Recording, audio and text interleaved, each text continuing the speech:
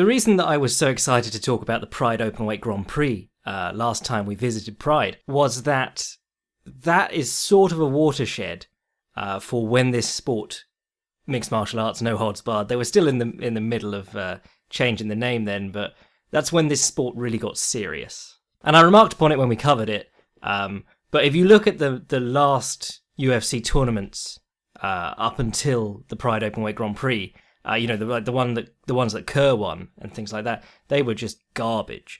You had, it was a 4-man tournament, and you had Ranger Stott against Mark Kerr in the first round. And that's the problem with the UFC tournaments generally. They never really progressed, certainly the heavyweight absolute ones, never really progressed beyond a couple of guys who could fight and a load of guys who thought they could fight. It never really got far beyond UFC 1, where Ken Shamrock and Royce Gracie were in there, guys who could actually fight no holds barred, and a ton of guys who just had black belts in various karate forms, but were certain that they had 300-0 records in street fights and things like that. When you get to the Pride Openweight Grand Prix, however, you have several UFC champions. You got a load of guys who have been cut in swathes through various mixed martial arts promotions. You got proven fighters against proven fighters. Coleman, Kerr, Vovchanchin, Sakuraba, Gracie. And there's some schlubs in there. But when we get to the Pride 2003 Middleweight Grand Prix, which is the subject of today's lecture, there's not a schlub in sight. It's fantastic. The lineup is just... obviously, a couple of these guys have very little experience, but went on to be much better than you could have expected. But certainly, we're not talking about anyone like Osamu Kawahara, who Gary Goodridge submitted with forearm choke, or Alexander Otsuka, guys who just shouldn't be in a tournament of that caliber and were there to make up numbers. From head to toe, the 2003 Middleweight Grand Prix lineup is stellar. There's a ton of storylines going on, and the sport is in a very interesting place as we come into this tournament. So let's do a little bit of background. Pride is the world leader in mixed martial arts at this point. They have crowned a middleweight world champion in Wanderlei Silva in his second victory over Kazushi Sakuraba back in November of 2001. And middleweight in Pride is what we know as light heavyweight today. It's 205 pounds. The UFC also had a middleweight belt that was then changed into the light heavyweight belt. That was the one that Tito Ortiz won in the early 2000s and defended for about 3 years. At the time of Total Elimination 2003, I'll just quickly splice in Joey Styles saying Total Elimination, but Total Elimination 2003 is in August of 2003, and Tito Ortiz hasn't defended his light heavyweight belt in the UFC since 2002. Now, the UFC was bought by Zuffa LLC, or rather the Fertitta brothers, at the cajoling of Dana White. That whole business is super shady, but all the good stuff in the fight game is. Lorenzo Fertitta was on the Nevada State Athletic Commission and basically said, you won't get your fight sanctioned unless you sell it to me. And then he bought the business and got the fight sanctioned in Nevada again. But UFC 40 is considered something of a watershed for the UFC. It makes 100,000 pay-per-view buys, does $1.5 million at the gate, which is way more than anything they'd ever been doing up till this point. And it was sort of like a just sort of confirmation that there was something to be made of this sport. Obviously, Ken Shamrock had left MMA to go to the WWE, become a big star there, and then he left to come back and fight Tito Ortiz. So you had that cross-promotional appeal, which of course was a huge deal in Pride, with guys like Yoshihiro Takayama, who at the time of this podcast has recently had an accident and become paralyzed. So thoughts go out to him. But, there's a huge tradition of crossover between pro wrestling and mixed martial arts in Japan, and some of them were very, very good unexpectedly, like Kazushi Sakuraba, and some of them were expected to be much better than they were and were dreadful, like Nobuhiko Takada and Yoji Anjo. But whatever the case, UFC 40 attracted incredible interest compared to what had been before it. But after that, Tito Ortiz took nearly a year off. Accusations of ducking Chuck Liddell. Chuck Liddell was doing amazingly at the time. Tito Ortiz always said that they were close friends or had trained together or something like that. But Chuck Liddell and Randy Couture ended up meeting. Randy Couture had just failed to win the UFC heavyweight title again against Rico Rodriguez. This was the period where Randy was starting to discover that these much bigger men, once they got on top of him, he'd have real trouble. Guys like Rico Rodriguez, Josh Barnett. So he goes down to light heavyweight and he fights Chuck Liddell for the interim UFC light heavyweight championship. And of course, very famous fight because Chuck Liddell had been starching everybody or laying his heavy hands on everyone, and suddenly Randy Couture comes out and boxes him up, stops him with ground and pound, and it's a step back for Chuck, and Randy Couture gets his fight against Tito Ortiz later in the year. But that is the state of things in the UFC in August, and Pride FC is ramping up for expansion. Between the first and second card in this tournament, Pride launches their Bushido. Well, I suppose it's sort of a sub-promotion, but the Bushido cards are the cards that they put together to showcase lighter talent. Obviously, Takanori Gomi became a mainstay of the Bushido cards. They got in great guys like Joachim Hansen, Eve Edwards, and that was where they really showed them off. And welterweights, Paulo Filho, people like that. It was an interesting way to diversify their events rather than just having numbered event after numbered event. The first Bushido card in October 2003 has Cro Cop at the top of it to garner some attention, has Alex Emelianenko. Obviously, those guys are heavyweights, kind of undermining the point of the Bushido cards, but you had Shogun, Akira Shoji, and 5 Gracies on the card to showcase lighterweight talent. While UFC 40 has been a tremendous success on pay-per-view compared to what had been achieved up to that point for the UFC is still working at a massive deficit, losing money hand over fist, and they're perceived as small time next to Pride FC. Lorenzo Fertitta, Dana White, huge fans of Pride FC. There's photos of them visiting the show back in the early 2000s, I believe before they bought the UFC. That the rivalry between the two promotions is a large talking point during this tournament. So a quick rundown of the brackets.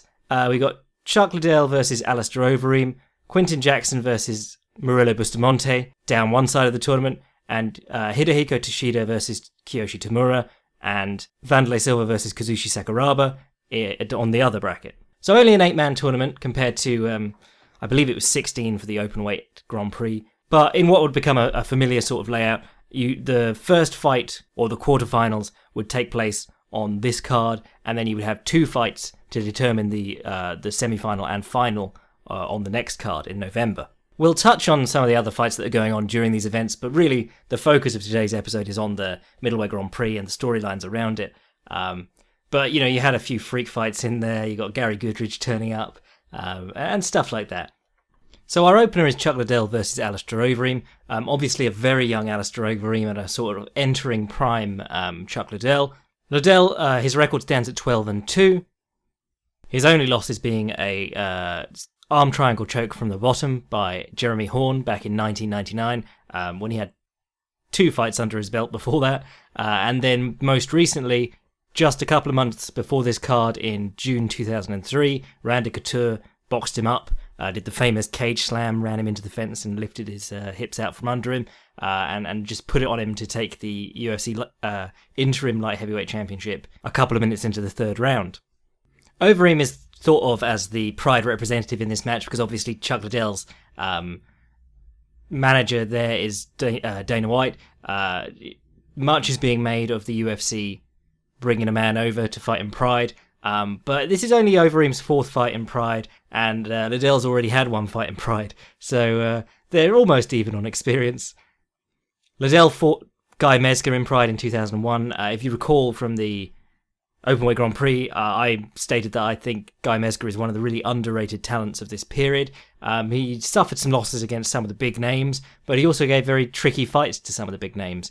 Probably Mezger's best performance is against Minoru Suzuki, where he just stops the takedowns, puts Suzuki in the corner, and pounds his body relentlessly. Back in Pancrase, suffered a TKO via Mad Dog Flurry and Headbutt against Vanderlei Silva, but was giving Chuck Liddell more than a handful through the first round of their bout. But as is the way, Chuck's heavy hands found him very early in the 2nd round, and he got the knockout in about 20 seconds in round 2. it was a nasty one with a stanky leg and everything. Another interesting point about this fight is that obviously Chuck looked quite vulnerable against Mezger, coming off the loss against Randy Couture, but Murilo Bustamante has also given him a very, very close fight in September of 2001. So he's not the unstoppable force that he's made out to be later when he starts to become more consistent with his knockouts and gets tagged up a little bit less in his fights when he's UFC light heavyweight champion.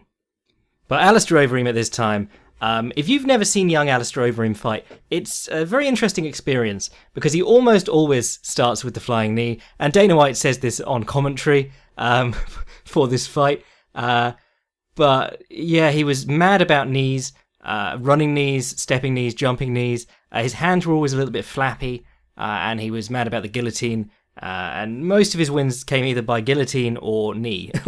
That was his whole game. Always overextended himself a little bit, got a bit wild. But in this fight, he looks very composed. Comes out and immediately knees Liddell in the chest, but it wasn't a flying knee. It was a nice step-in knee. And he goes southpaw for much of the fight, landing good left knees against Liddell every time he steps in. He counters Liddell with some tight hooks. Right hook in particular stuns the Liddell. And for the first part of this fight, it looks much like the fight against Guy Mezger. Liddell's being beaten to the punch, his long loopy punches are getting him caught, and he's having a lot of trouble. Then he lands an overhand right, which sort of stops Overeem in his tracks, and then he throws one of the strangest punches in mixed martial arts history, the vertical overhand almost. It comes from 6 behind him to 12 above Alistair Overeem's head, and comes down on Alistair Overeem's forehead. Pinky first. So really the worst possible connection you can make with your hand on one of the hardest bits of the skull, but it comes at such a strange angle that it goes right through the middle of, right through the top of Overeem's guard. As we often talk about with Andy Hugg's axe kick, he didn't knock anyone out with it in kickboxing at least, but it comes from an angle which the traditional guard doesn't guard against. If you put your forearms up and your gloves up and you bend, you tuck your chin and you keep everything tight, it doesn't do anything about strikes coming from above you. Because obviously in boxing and things like that, you can't strike from above unless you throw this weird-ass overhand. In fact, against Floyd Mayweather, Marcos Maidana throws this really weird palm-down overhand where he basically brings his palm down on the top of Mayweather's head against the ropes, in the style of Giant Silver's bear slap. But it really caught Floyd Mayweather out. He had no idea what to do with it, because it's not one of the traditional punches that he's so used to seeing. Could we say that Marcos Maidana disrupted boxing with it, maybe? But that strange, peculiar angle on the overhand comes right through the top of the guard, and puts Alistair Overeem on wobbly legs. Liddell rushes him to the ropes and swings wild on him. And this was when I was thinking, do you remember when Chuck Liddell was advertised as like laser accurate with his flurries? Because he never was. You can watch this one, the Mezger one, the Tito Ortiz one. He's very fast for a man of his size and throwing long looping punches. But, only 1 in about 8 punches connect. And it just happens to be that Chuck Liddell hits hard enough that if he does connect when the guy's hurt, he'll probably put him down and out.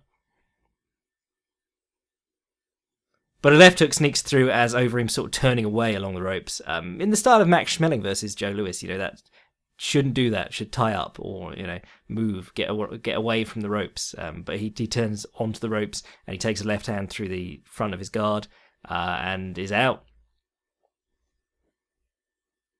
So Chuck gets through the first round, but is by no means unscathed.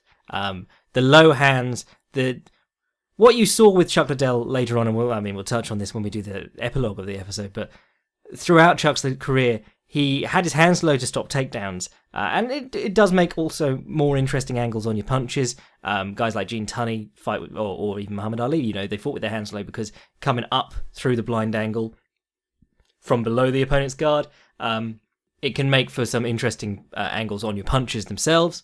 But typically, if you're going to fight without your hands up, and you're not going to rely on your hands for any sort of defense in the striking department, you've got to learn to use your feet better, or move your head, ideally both, and duck into clinches when you need to. But Chuck was always just sort of out in range, and even in his best performances, he got hit hard. He just had a very, very good chin, and the power to put anyone away if they got caught by him.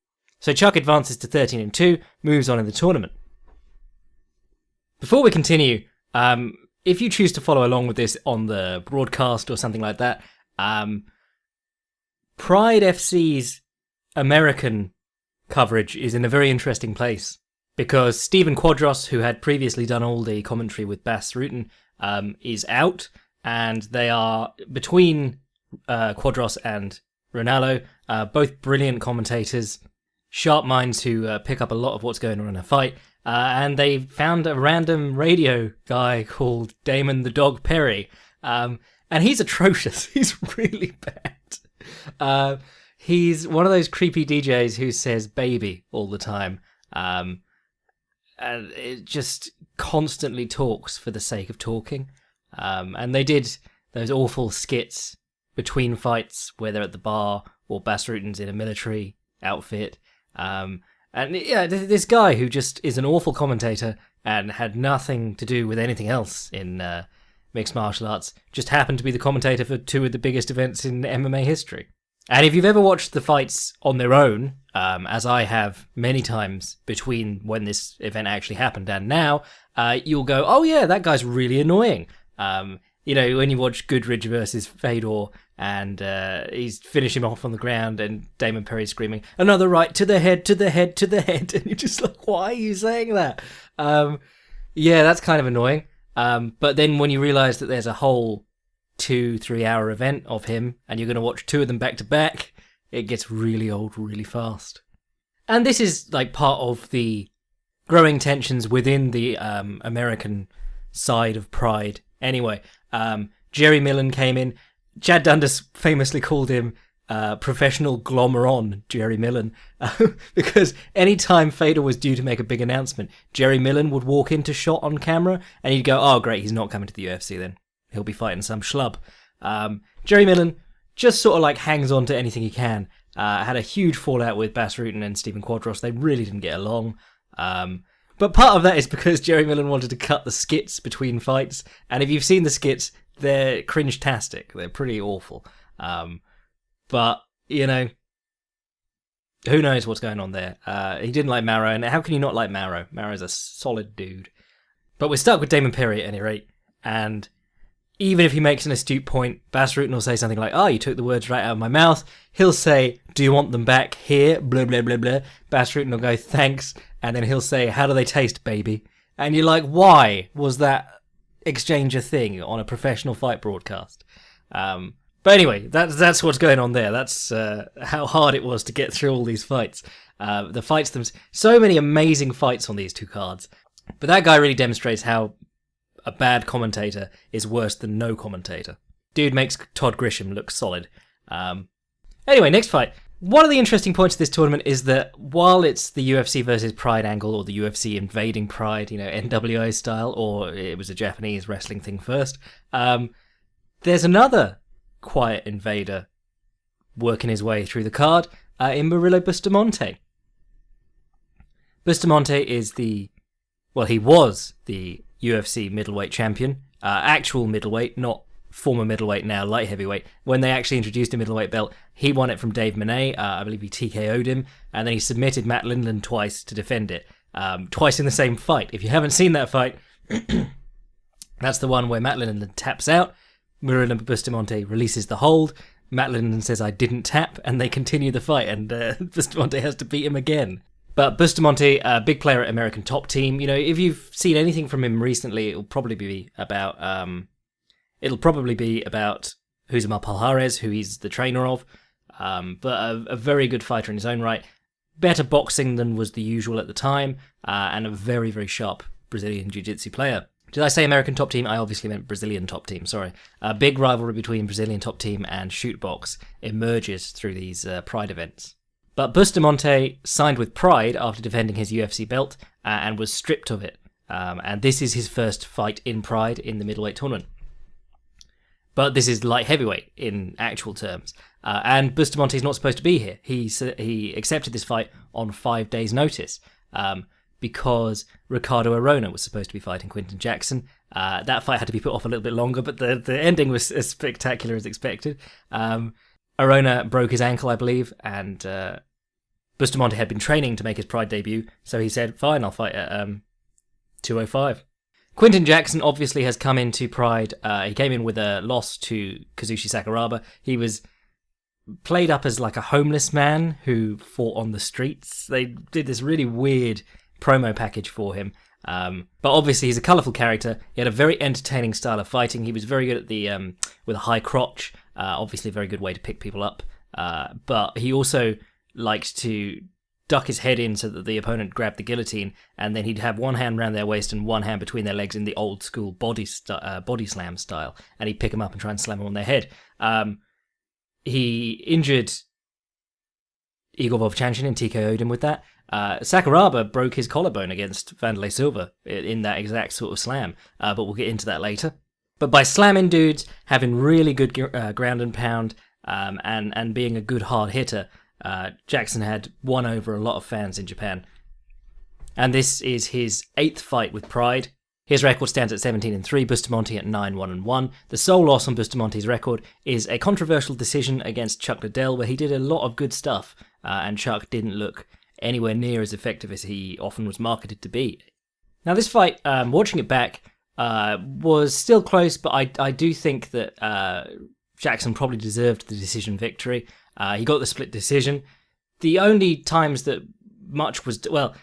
Bustamante was happy to pull guard, but he was also doing this interesting thing. I believe it's called Yoko Sutemi Waza. I don't know judo names, but side sacrifice throw. Rafael Agaev hits him a lot in karate competition. Basically, from the over-under clinch, falling down on his side and extending the leg to try and block Jackson's leg and make him fall. The upside of it was that if the throw didn't work, and it didn't, most of the times that he did it, he would get the guard, and he worked very well from the guard. He, from a single collar tie and an elbow grip, he climbed up to an armbar on Jackson. Jackson obviously famous for slamming out of armbars and things like that. As he stands up, Bustamante doesn't hook the near side leg with his underhook. He hooks the far side leg, gets his head out, goes belly down, and immediately changes from leg over the face to shin behind the head and knee in the face, which is the judo style of breaking the grip while belly down. Jackson rolls, comes up, tries to slam him again as Bustamante switches to a triangle, and he does succeed in slamming him because Bustamante's distracted by switching to the triangle and isn't thinking about being slammed anymore. Really cool little sequence, but he slams him and everyone goes, oh, is he hurt? And immediately Bustamante slips a punch while on his back. Really did well, I thought there. Hits a nice outside trip on the feet later, and this is a theme I'm starting to see watching these Pride events now. The ring is annoying me a lot more than it did at the time. I think more appreciation for cage tactics, both offensively and defensively. The top man can take away the space for the opponent to move. The bottom man has a surface to stand up against. There's none of this stopping when guys get too close to the ropes or one starts going under. But Bustamante hits this trip and Jackson falls on the middle rope and is just laying on it. And they have to pull them both back off it. Jackson's I don't want to give up the takedown, but he has been taken down. He's just on the rope. And it gets very complicated at several points. Bustamante grabs a guillotine, an arm-in guillotine, which looks really close. Jackson starts sliding out of the ring between the ropes, and his shorts come off, and then they stop, and he's like, please, can you do my shorts back up? And Bustamante's like, why are we stopping the fight? And then they all realise that Jackson's trunk's around his knees, and it takes a while for them to tie him back on. But that's about the extent of the action through the first 10-minute round. Jackson starts to connect nice knees to the body in the clinch. Through this time, he's very good at working the body. He knocks out Randleman with a knee from the clinch later. Very good at breaking or hitting on the break from the clinch, which we'll see later against Liddell. But also one of the few guys who's working the body consistently with punches and knees. Lands a couple of good knees that send Bustamante to the guard. Bustamante lances him with a few 1-2s. The interesting thing about this fight is that Bustamante came in at 205 pounds and Quinton came in at 200. So even though Bustamante's a guy from the weight class below, he's taller than Quinton Jackson and he's heavier than him. So it's a really weird fight in that regard. And the right hand works well for Bustamante in 1-2s. In the second round, Jackson starts to realize that he can low kick quite well against Bustamante, and there's not much more action before the end of the fight and the decision is rendered. Bustamante a little bit too comfortable pulling guard and working off his back here. But this leaves Bustamante with two controversial decision losses to Chuck Liddell and Quinton Rampage Jackson, two of who would become the light heavyweight Holy Trinity. So moving forward to the final, to the semi-final in the first bracket, we have Quinton Jackson and Chuck Liddell, quintessentially Pride fighter against the UFC representative. In the first fight from the second bracket, we have Hidehiko Yoshida versus Kiyoshi Tamura.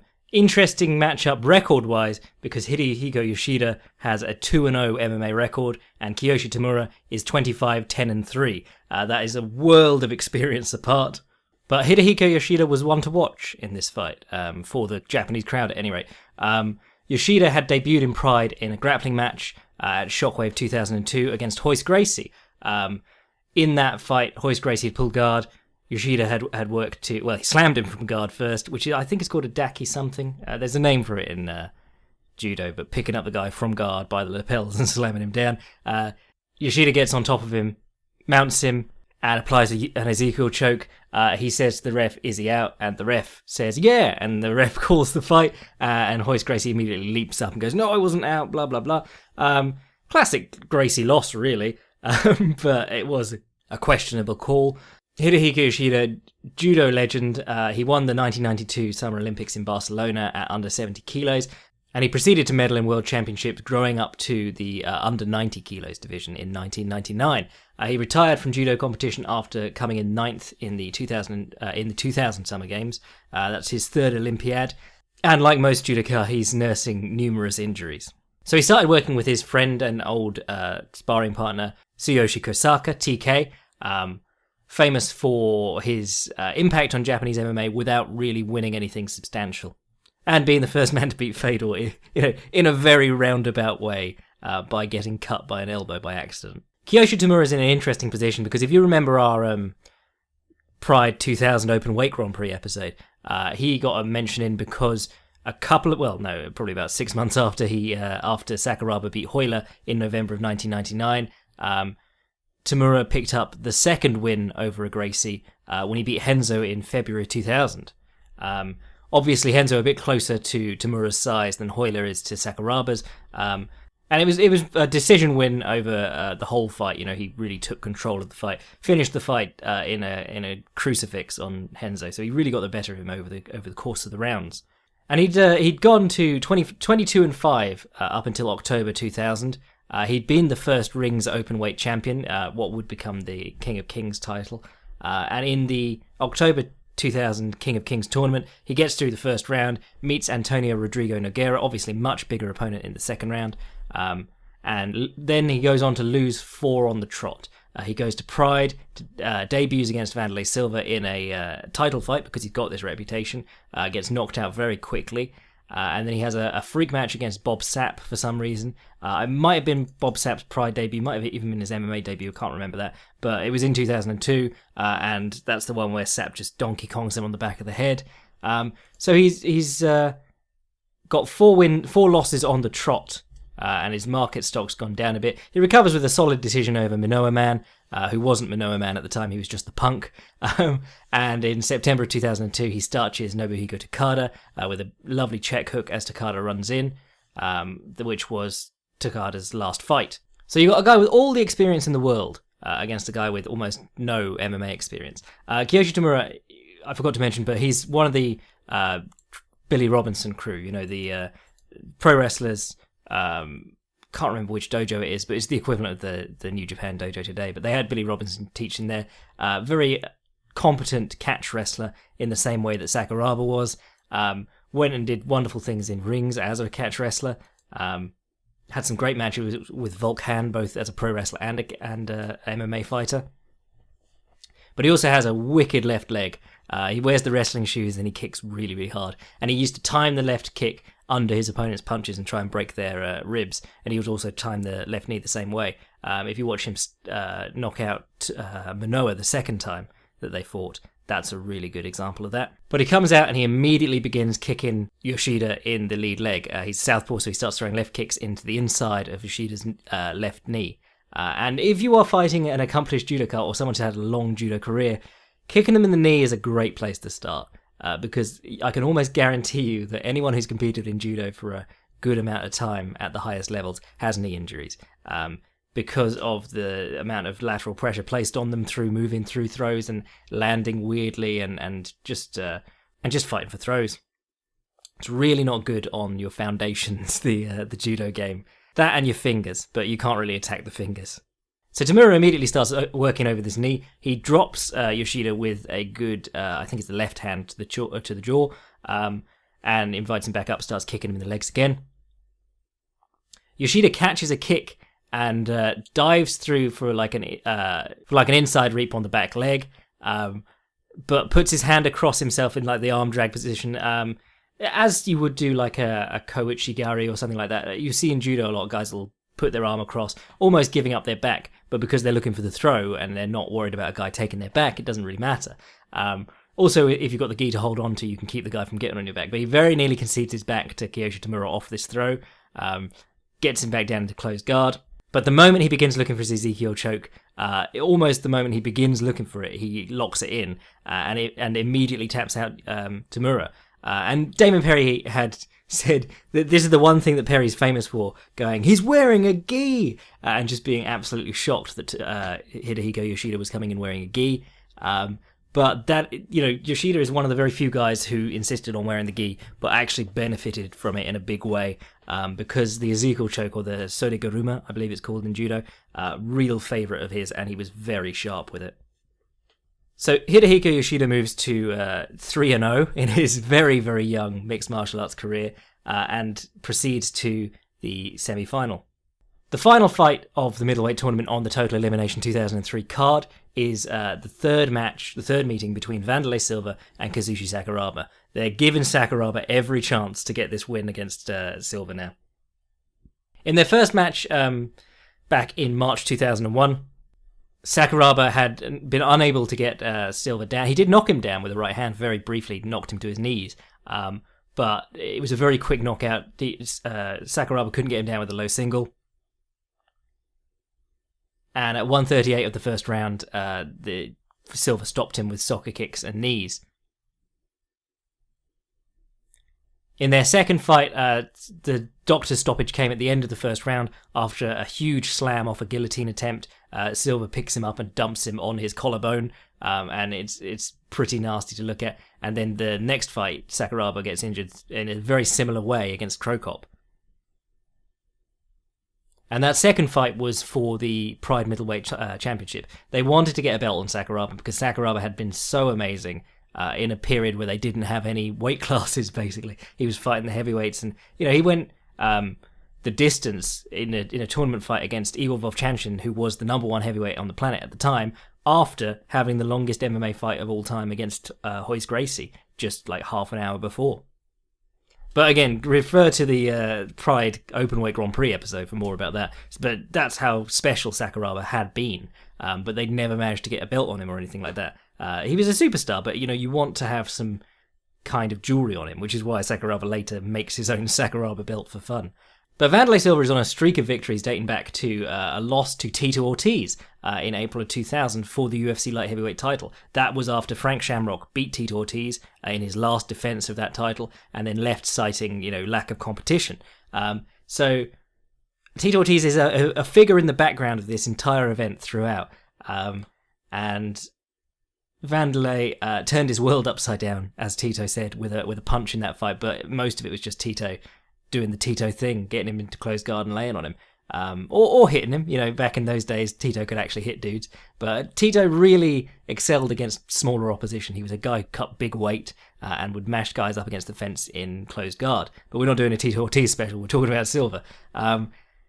During this streak of wins from 2000 until 2003, Vandy's got one no contest against Gilbert Iville for kicking him in the junk in 20 seconds. It should have really been a DQ. I mean, it looked very deliberate, and it was like the first strike he threw.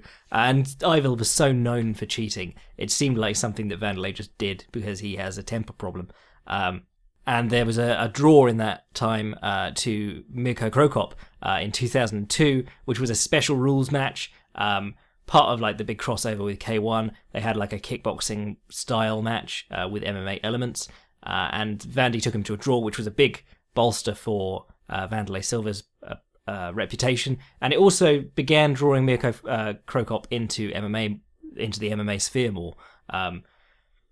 Obviously, Cro Cop at this point is now becoming one of Pride's biggest stars. They're using him to sell the first Bushido card and so on. Kazushi Sakuraba has fallen off really hard since the Pride Openweight Grand Prix. He was 9-2 after he lost to Igor Vovchanchin, but he's now 14-6 coming into the 2003 Middleweight Grand Prix, including a loss to Nino Schembri by strikes. Nino Schembri, very exciting jiu-jitsu player, but not a good mixed martial artist by any means. And Sakuraba also suffered a doctor's stoppage against Cro Cop. He's been finished 4 times between 2001 and 2003. One of the surprises of this fight is that Sakuraba's striking actually looks pretty tight. Sakuraba was the guy who claimed to not really train striking. Obviously, he was very good with his low kicks, very good at setting stuff up off faked shots. You don't even see guys doing that today as well as Sakuraba was doing it.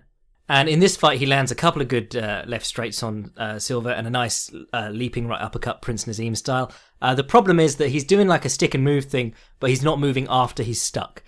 So he's avoiding Wanderlei for the most part. Then he'll dart in with a punch and land it beautifully, but then he won't get out of the way. And Silva, his whole game is as soon as you're close enough, he'll start windmilling. So he'll take the punch on the face and start windmilling, and Sakuraba will get caught by 2 or 3 after his sharp punch gets through. Sakuraba does a couple of cool faked low singles. He'll go down to his knees and then spring up and punch. And he did a couple of those against Silva that really caught him out. Sakuraba also looks after himself well in the double collar tie, which is obviously Silva's famous position.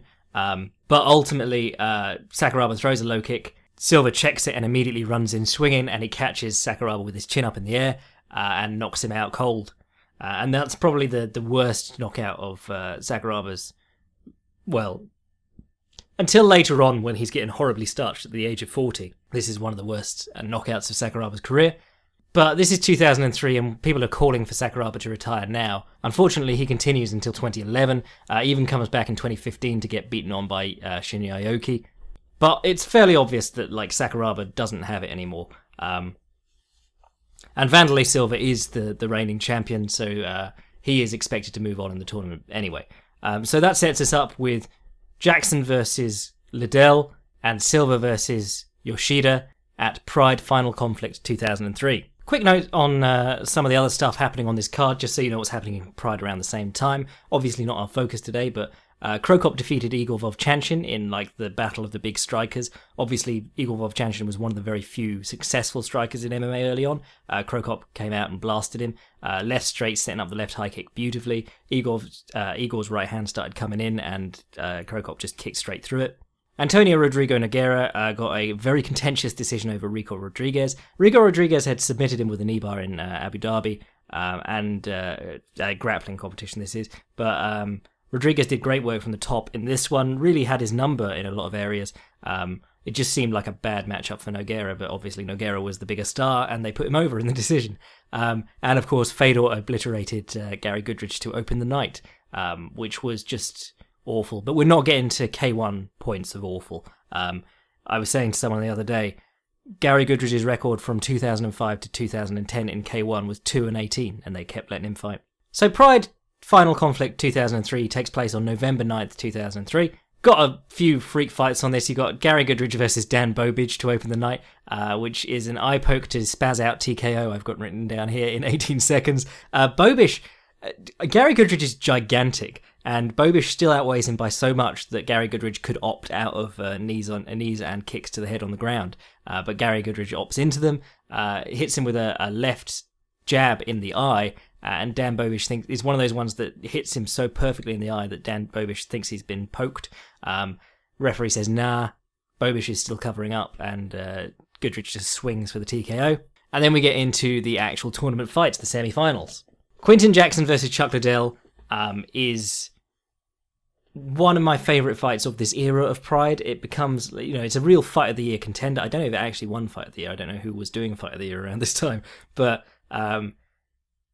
Obviously, the expectation was that Chuck Liddell and Wanderlei Silva would meet in the final, but Quinton Jackson was having none of that. The plan, apparently, Dana White's on commentary through this, and he really comes off quite knowledgeable and also as a respectful fan of the sport. You know, he also seems sort of in awe of the size of the Pride show. But Dana White remarks on low kicking. They want Chuck to low kick a lot. Particularly because when Jackson went to the low kicks against Murillo Bustamante, apparently after the fight they saw him clutching his own legs and icing them. So apparently his legs were not very well conditioned. So the plan was to have Chuck throw combinations ending in low kicks. Quinton Jackson's boxing in this fight, while not beautiful compared to what we see from like the top guys in MMA today, some of the best you'll see back at the time, and particularly for his purpose. Jackson used to use what is now termed quite commonly the crazy monkey guard. I think that term was popularized by Rodney King, South African boxer, not the victim of Los Angeles police abuse. But crazy monkey is essentially bringing your elbows all the way up to cover your head. So you look like a monkey, like freaking out with nits or something like that. It doesn't cover the body very well, but then nobody's shooting to the body in MMA, so it's a fairly sound tactic. And Jackson will cover up once or twice and come back with a body shot and a head shot, or 2 hooks to the head, and it's a nice way of him getting inside and crowding guys. That works well against Chuck Liddell, but what you see in this fight especially is almost like a repeat example, or a more simplistic example of Kenny Norton versus Muhammad Ali. Muhammad Ali famously, brilliant jab, as in it was wickedly fast. He had lovely looks on it. You know, he had beautiful footwork. He'd pivot behind his lead shoulder. He'd step across himself, do all sorts of clever things. A very long jab, a very powerful jab when he wanted it to be. But his right hand was always down by his chest. Traditionally, if you watch someone like Joe Louis, a really good textbook boxer, or Sugar Ray Robinson, when they jab, the right palm is there to stop the opponent's jab on the assumption that he'll jab at the same time as you. So when Kenny Norton fought Muhammad Ali, Eddie Futch, who trained with Joe Louis, someone told me that Eddie Futch said that he tried to make Kenny Norton fight in the way that he thought Joe Louis would fight Muhammad Ali.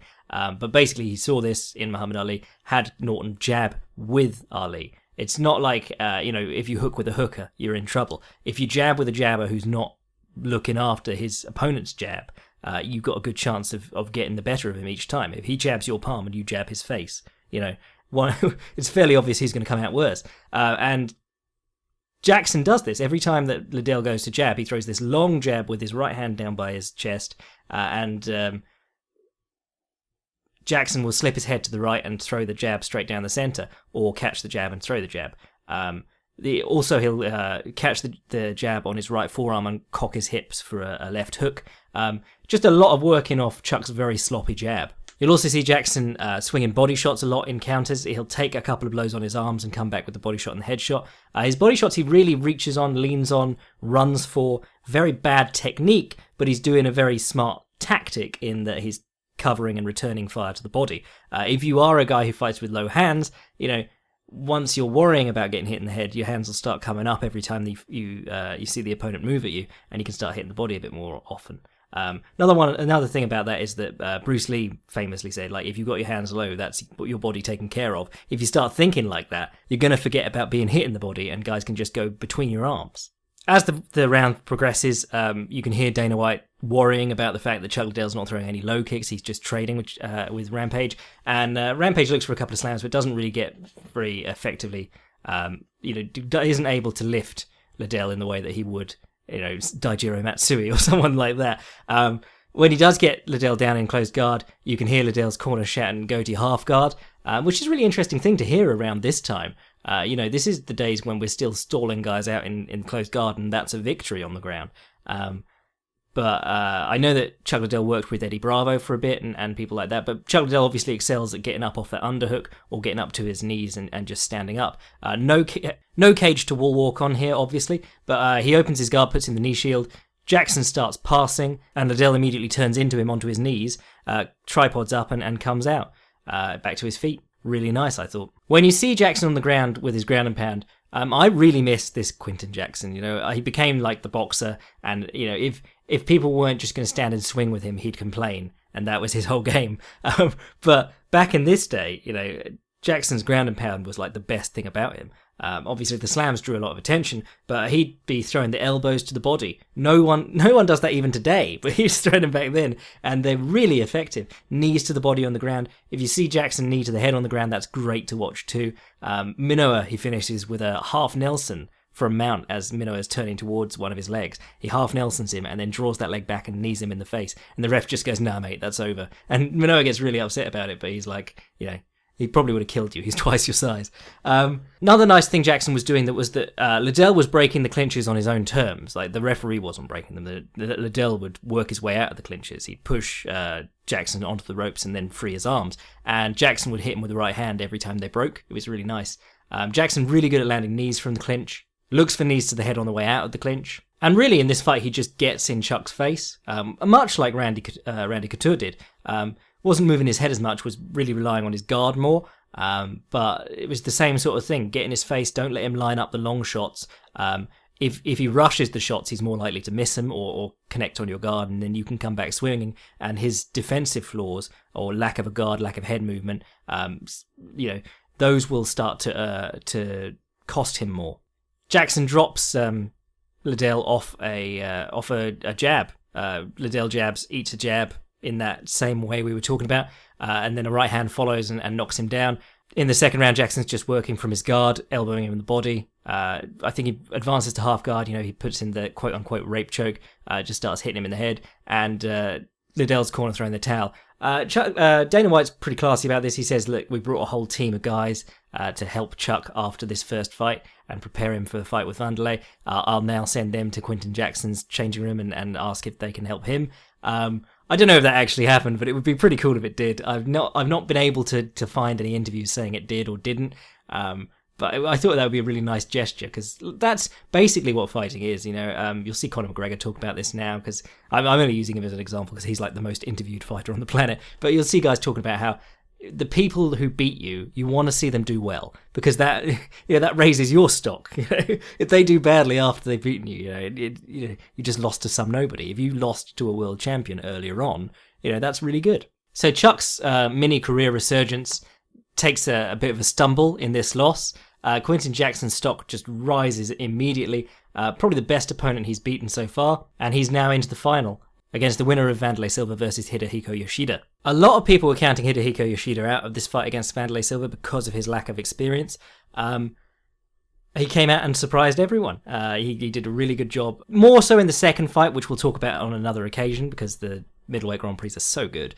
But he was not a good striker, but he was game to strike with Vanderlei Silva. And right from the get-go, he ducks in on, he gets into a clinch with Vanderlei Silva, ducks in on his hips, just picks him up and takes him down in a really sort of sloppy double leg. But you don't expect that from a judoka. Works from the top against Silva. Again, the ropes get in the way, and it's really annoying. Silva goes for a triangle choke, and there's about 2 minutes where it's him fighting with the triangle and Yoshida trying to shuck past the triangle. Eventually, Yoshida passes, and they have to immediately stop the action because they're going under the rope. They put him back in the center of the ring, and Vanderlei's not letting him have the crossface. He's saying, "No, my hands were here on his bicep." And if you know anything about being on the bottom of side control, the crossface is everything. If you've got your hands between their bicep and your head, it's your hips versus their hips. Whereas if they've got the crossface in, you're not going anywhere. So it was interesting to see them arguing over that. A lot of referees, when they get to the edge of the ring, they won't remember, and this happens in BJJ competition too, they won't remember the position. You've got to be able to say stop and immediately take that snapshot in your head of what the position's like before you restart in the center.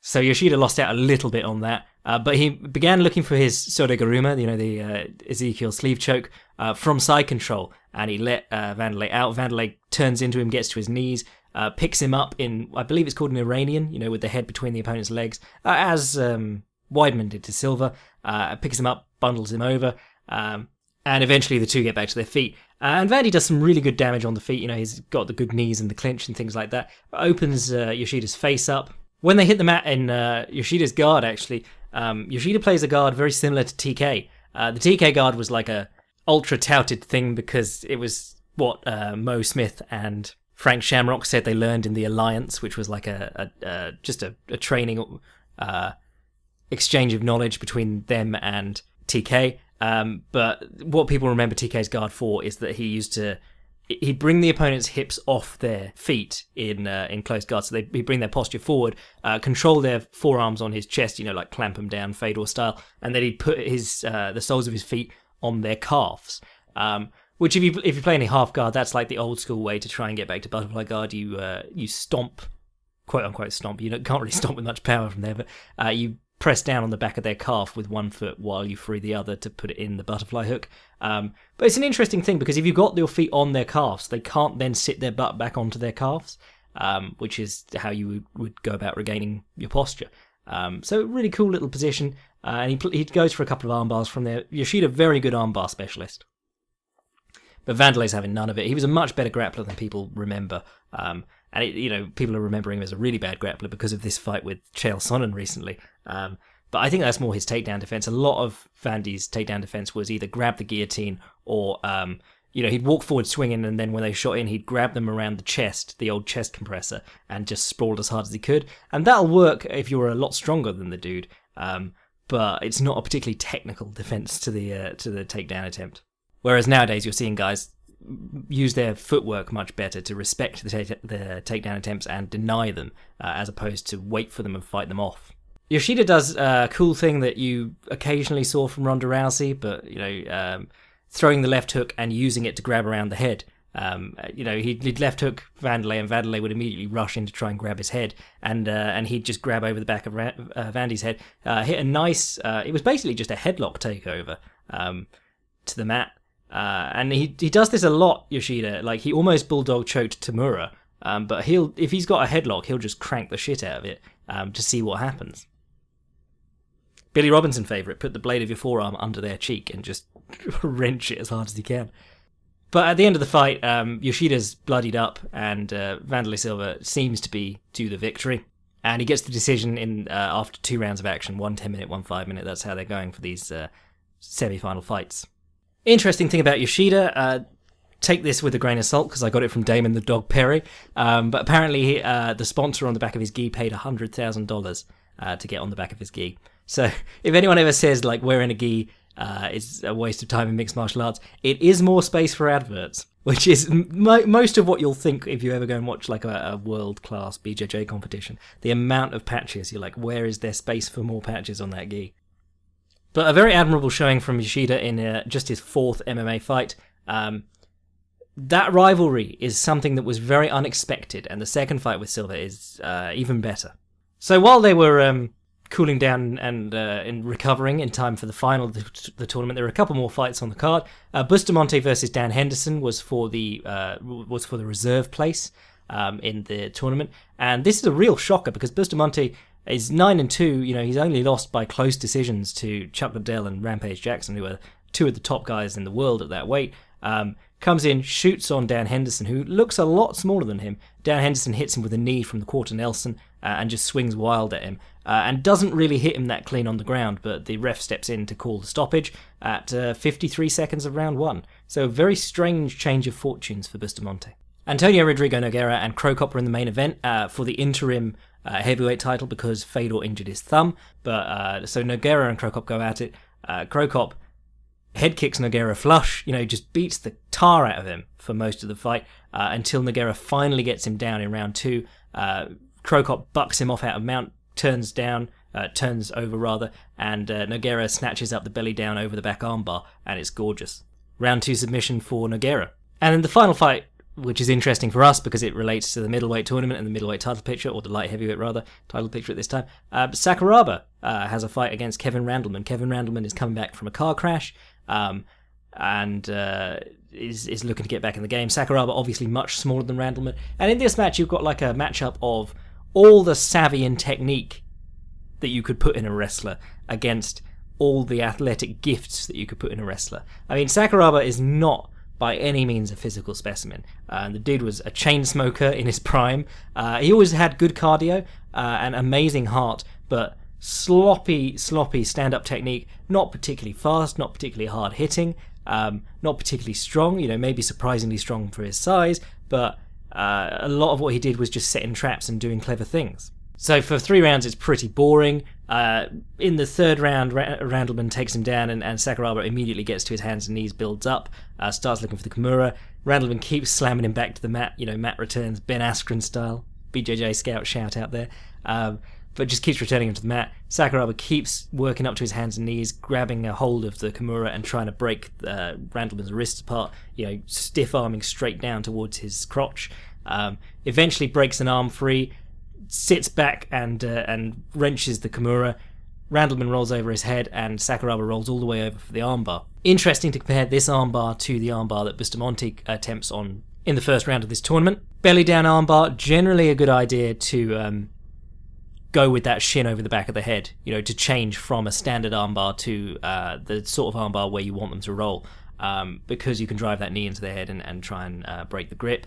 But also because you can push their head down and try and make them turn over. If you are at the leg in front of the face in the classical armbar position, but upside down, you've got a little bit of slack there. They can start pushing that foot into the floor. They can start trying to stand up and deadlift you off. But Randleman rolls through and Sakuraba finishes the armbar. So 2 armbars in the main and co-main event. What a different time we live in, MMA-wise. But then Sakuraba is one of the most prolific armbar artists in MMA. He's known for the Kimura, but he finished almost all of his submissions with armbars. And Nogueira has just finished people by everything. So there's always going to be a couple of armbars on his record. So the final of the tournament is Wanderlei Silva versus Quinton Rampage Jackson. Jackson storms out of the gate, immediately goes for the takedown. Wanderlei immediately goes for the guillotine. Looks exactly like Michael Bisping versus Wanderlei Silva, Chael Sonnen versus Wanderlei Silva. He grabs the guillotine with the arm in and just freaks out. All the muscles are spazzing out. You get to see how vascular everyone was in Pride. And Jackson picks him up and rests his elbows on the top rope, which I thought was a really good move because that's a lot of effort taken off your back. They hang there for a bit. Jackson flops to the mat, frees his head, and works well in the guard until the referee stops it, stands them up, and gives Vandy a yellow card. Now, an interesting thing about Wanderlei Silva is that there were always these accusations that Pride were protecting him, that they'd give him easy stand-ups if he was struggling on the ground. Because his guard wasn't particularly active or, a lot of it was just holding dudes. In fact, if you go back to his early Pride fights, a lot of it was trying to punch dudes from the bottom. But it was Wanderlei who got the yellow card in this instance. So I don't think there's much of a case for him being protected there, but I did think that Jackson was doing more than enough on the ground to warrant staying there longer. The two trade some blows. Wanderlei hits him with a good low kick, which turns Jackson away, and then he runs in with a high kick and starts swinging. And this is where he gets the double collar tie, starts working with the knees. I believe it's something like 17 unanswered knees, and kicks to the head when he falls to the mat, and then more knees when he stands up. Unanswered, doesn't ever throw anything back, smiles as he hits the ropes just before the referee stops the fight, but the ref does call the fight off, and Vandy is declared the winner by TKO. Really impressive performance from Wanderlei Silva. And really just sums up what Wanderlei Silva was all about. He wasn't going to out-technique anyone. He wasn't going to even outland anyone in a pure striking contest. His whole thing was making exchanges and outlasting guys in the exchanges. Punching technique was always awful. He looked a lot like an arm puncher, but he could hit really hard.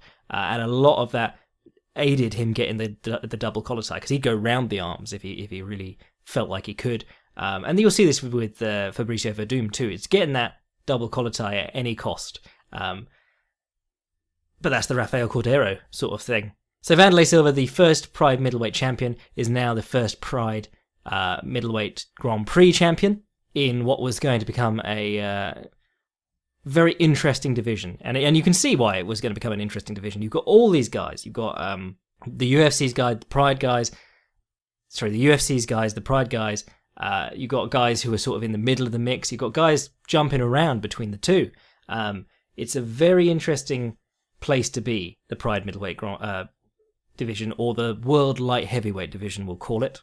And with what was going to happen between Randy Couture, Tito, and Chuck Liddell later on in the UFC, and between Jackson and Wanderlei in Pride, things really heat up. Whenever there were arguments about UFC versus Pride, it was always this division.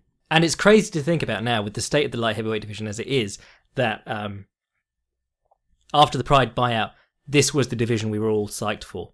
You had guys coming up from nowhere like Lyoto Machida. You had Shogun. You had Vanderlei Silva. Well, he eventually went down to middleweight, but we had Vanderlei Silva coming in. You had Sokoudjou had just burst onto the scene in Pride out of nowhere, knocking out 2 Pride legends.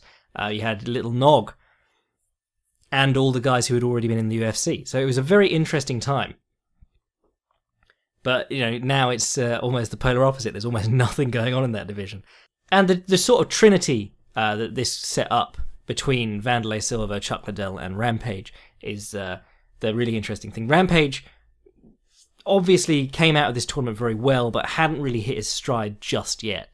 Rampage sort of outlasted the other two in this regard. Obviously, he came back and had the rematch with Chuck in the UFC. I believe he left Pride just before the buyout, but he was, came in, challenged Chuck for the title, knocked him out very quickly with a clean right hook, I believe it was. And then in the rematch with Vanderlei Silva, the third time, he finally got the better of Vanderlei after going 0-2 against him. So he sort of outlasted the other two. But they're all old men now in the sport. So, but obviously Chuck Liddell went on to have amazing success in the UFC.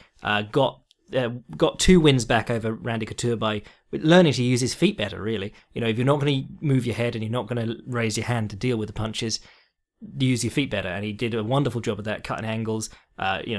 Circling the cage beautifully. Really benefited from the cage, and that sort of laid the groundwork for guys like Anderson Silva to come in and really take advantage of the fact that there are no sharp corners in the cage.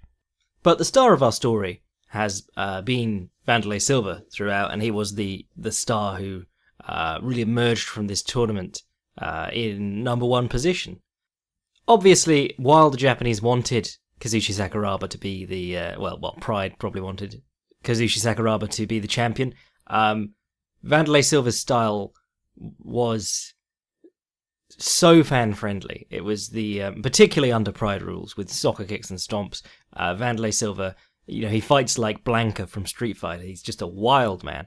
And in terms of fighting as a spectacle, that's probably the best you could ever ask for.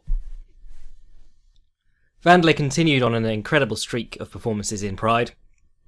He had a rematch with Quinton Jackson for the title a year on in October of 2004, which was a much more exciting fight than the first. Quinton looked very competitive, but Vanderlei caught him with leaning into a right hook and finished him with I think it was a flurry of 4 or 5 knees, and that was the famous shot when Jackson goes limp through the ropes and is left hanging on the middle rope with his nose bleeding onto the canvas. Very iconic shot. Obviously, again, really helps the image of Vanderlei Silva as this unstoppable axe murderer. In December, Vanderlei takes I believe it was short notice, heavyweight fight against Mark Hunt. Loses a split decision that many felt that he deserved. Typically, judging in Pride gave allowances for large weight discrepancies, and the fight was close enough that you would think that you should probably give the nod to the smaller man. The 2005 Middleweight Grand Prix, which we'll get on to another day, I'm sure, was a slightly larger affair. Rather than going quarterfinal, semi-final, final, there was an opening round, then a quarterfinal, then a semi-final, then the final. So 16-man tournament rather than an 8-man one. He meets Hirohiko Yoshida there again, gets the split decision. Kazuhiro Nakamura, looking like a bit of an easy path through the tournament there, but then he met Ricardo Arona, lost the decision in that famous fight where Arona sends him flying with a low kick.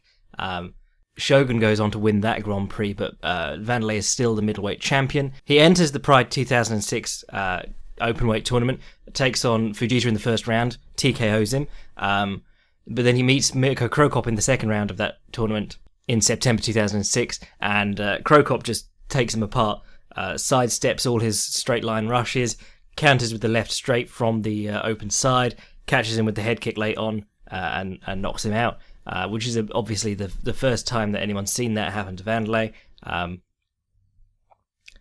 But it was always assumed that he'd bounce back. He then defends his Pride title against Dan Henderson, suffers a knockout against him. In February 2007, December 2007, he finally comes to the UFC, fights Chuck Liddell. Liddell's long jab picks him apart. And really that's just the decline of Vanderlei Silva from then on. to what he has become nowadays.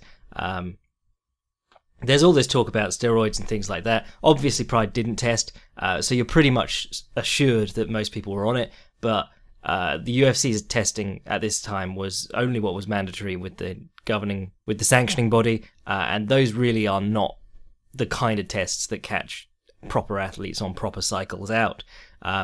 Another remark about Vanderlei's career that often you will see is that he was stunted by the loss of soccer kicks and stomps and knees on the ground.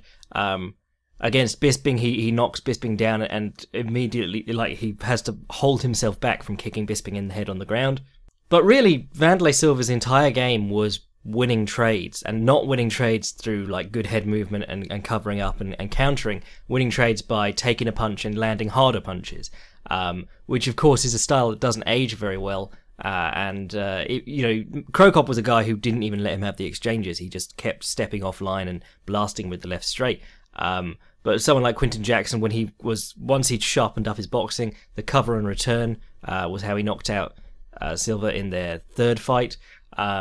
The Chris Lieben one, Vanderlei Silva was such a shell of himself, and he reaches out way ahead of him for the double collar tie, and Lieben just hits him while he does it, and he knocks him out. There was the return to form against Kung Lee and Brian Stann, which were good fights, and then of course the drug testing scandal. Ran from the drug testers, got banned for however many years, and then finally came back against Chael Sonnen in Bellator just in June of this year in a very underwhelming match. And Vanderlei Silva's in that position where fans are so desperate for the nostalgia. They'd love to see him fight again. They keep wanting to step down his opposition so that they can see some of the old axe murderer. But the thing about that style is that it ages so badly because it relies so heavily on physical attributes. If he were, some savvy slickster striker or grappler, maybe the age wouldn't affect him as much. But the decline was so steep because he relied so heavily on his chin and his toughness. Obviously, Vanderlei Silva, the epitome of the shooter box style. Shooter box is a huge part of the Pride experience.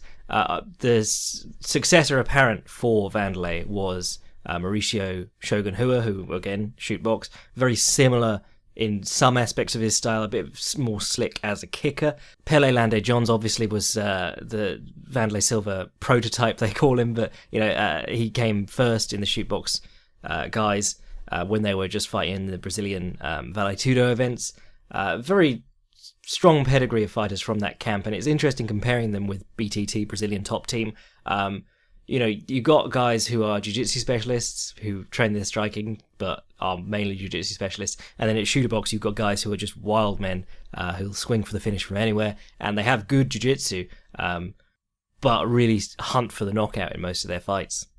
We could really do something on the shoot box actually, because Murilo Ninja Rua is always an interesting story because you hear these stories out of the camp that he was just the best there, and then in his fights he just was not at all. And of course, Anderson Silva is the most interesting story out of shooter box because you can watch his early fights and he really does try to fight the shoot box style, and he just can't make it work.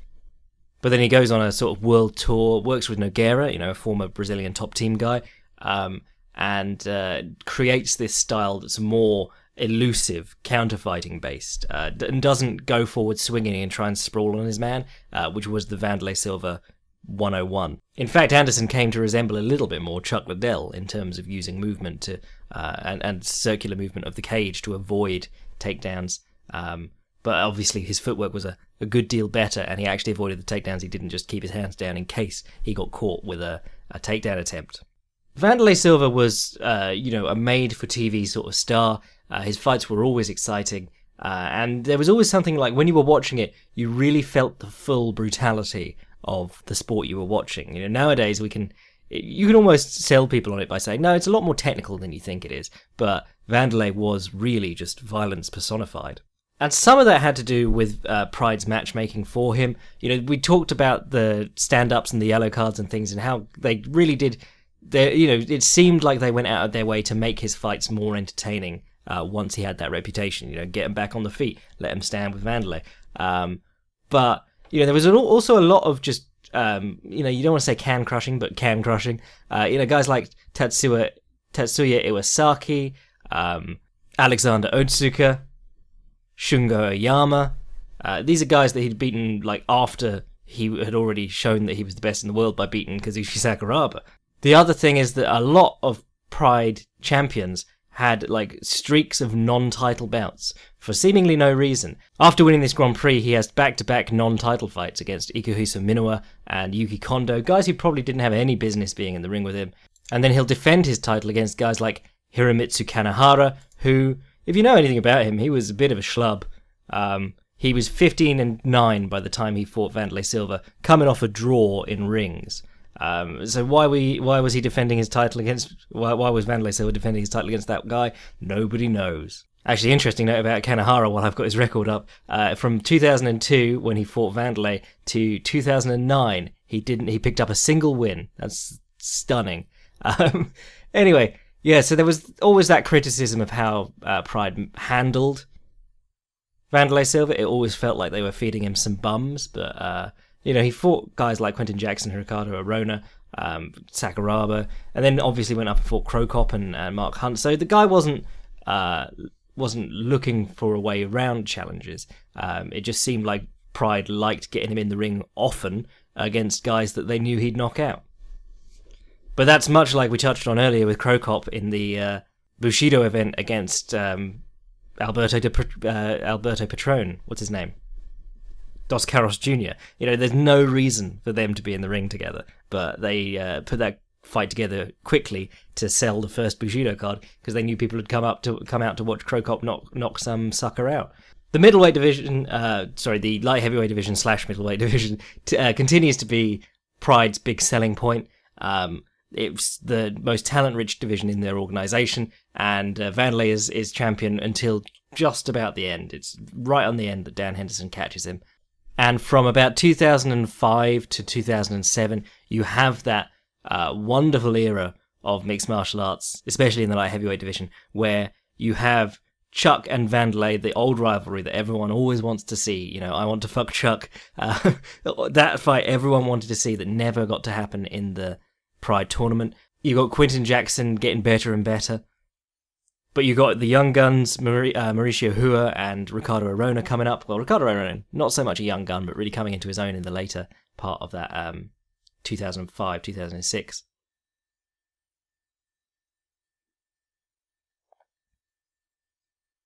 And certainly for this writer, but I'm sure for many of the listeners in the audience, this division was what made that Pride merger so exciting.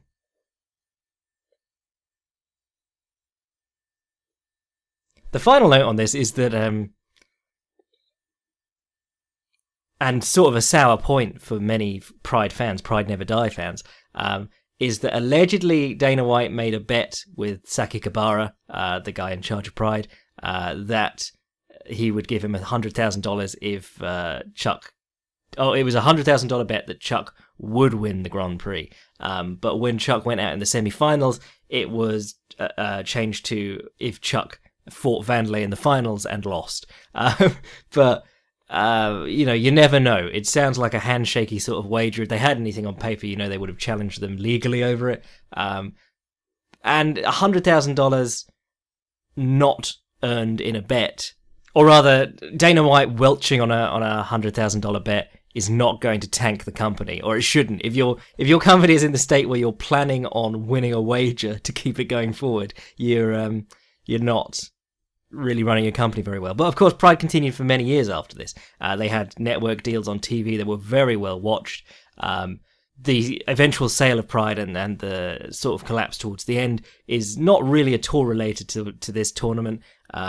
This is really Pride coming into its own, and Liddell losing was more just a slap in the face to the UFC in like a "you're still small time" way. It didn't really affect how either did business in the foreseeable future, and it really just fueled the rabid fanboys as Chuck began to get better and better and knock guys out more consistently, became the light heavyweight champion of the UFC, really fueled that rabid rivalry between fanboys on the internet. Watching these events was great fun, aside from Damon the Dog Perry. He is awful. And then I checked his Twitter and he's only got 900 followers, and I was like, oh, I feel really bad now. This guy had his big break and nobody cared. But the middleweight division is so much fun. I highly recommend you watch both these events if you're just listening to this to hear me talk about what happened and the history of it. I recommend watching the fights because they are so good. The pair of semi-final matches is absolutely stellar. And then the final was good in a blowout sort of way. And of course you got other stuff on the card like Fedor versus Goodridge on the first one. And actually I meant to touch on this when we were talking about setting up can fights. There aren't any safe fights in this sport. Chael Sonnen was the easiest fight John Jones ever could have taken, and he managed to hurt his toe really badly by accident in that fight. The Fedor fight against Goodridge on Total Elimination 2003, right at the start of this of our viewing period for this podcast, that is the one where Fedor broke his thumb. The interim title fight between Antonio Rodrigo Nogueira and Krokop on the Final Conflict card is only there because Fedor was supposed to fight, but by giving Fedor this showing on another card to say to people, this guy's fighting for the title at the end of the year, come watch him.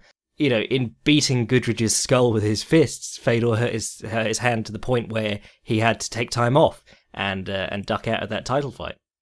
Not duck, obviously, pull out of that title fight. So it's interesting because, you want to keep your fighters fighting regularly, and if you have to do that against bums so they pick up some exciting wins and put together highlight reels, that's great, but the sport of fighting is one that takes a massive toll on your body, even in unanswered ass whoopings. You're still throwing your fists against another dude's head.